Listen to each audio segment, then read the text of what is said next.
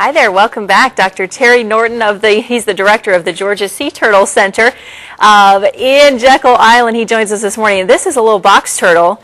Your staff jokes with you. You try to name everything? After myself, yeah. After yourself. This is Terry, he said. This is Terry.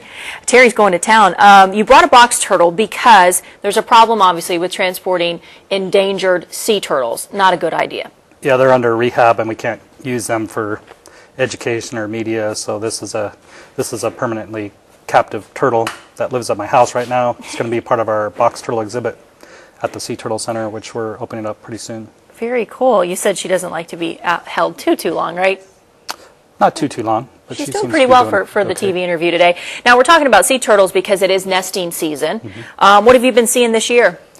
It's a low to moderate year. It's not been high numbers. Right now we have about 550 nests, and so that's a little below average. What that typically occurs because sea turtles usually nest every 2 to 3 years, so you get troughs and peaks, and last year was a really high year, so this year is going to be naturally a little bit lower. A little lower.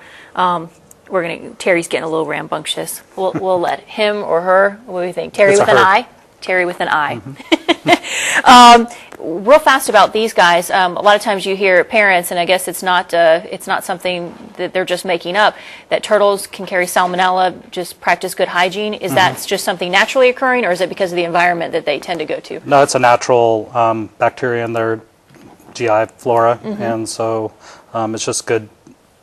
Probably not the best pet for a little kid. Yeah. You always want to wash your hands after handling them, and that sort of thing, so it's good hygiene and you won't have a problem, but there have been outbreaks of salmonella from reptiles, so it's important to know that. All right, well, I'll keep my hands right here and I'll wash them right after the break. But all right, so we got the nesting season. You guys there at the center, you do so much rehabilitation and education. You can see an up-close sea turtles at the center if you go to visit it in Jekyll Island. Yep, there's a exhibit gallery and a window looking into the treatment room, so you can see everything we do. Wow. And also there's an elevated walkway where you can actually see the patients. There's interactive education programs going on all day, so it's really a pretty neat place for people to come and see something different. It's not a zoo or an aquarium, it's actually a hospital, and has a lot of educational material about sea turtles and other turtles as well. Absolutely. You drove up here this morning from Jekyll Island. Jekyll, how far is it? How long did it take It's about an hour and 15 minutes, hour and a half, depending on traffic and all that. So it's not too far from Savannah. So it's not a great bad at place all. to come. It's a pretty island too. It's real laid back, you know. And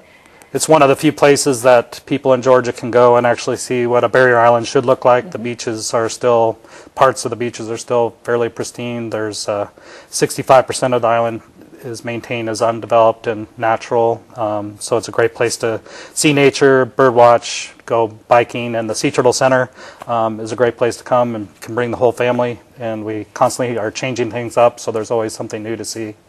The Sea Turtle has been in existence for 2 years, but you've been the director there since last September, right? Yep. How's it been going, the job for you? It's been good. I'm the veterinarian as well, so it's pretty busy trying to play two roles, but the center has been a really exciting operation because of how popular it's become, and we've just really seen a lot of turtles, but also our education programs, our research programs, and even international programs are expanding, so it's a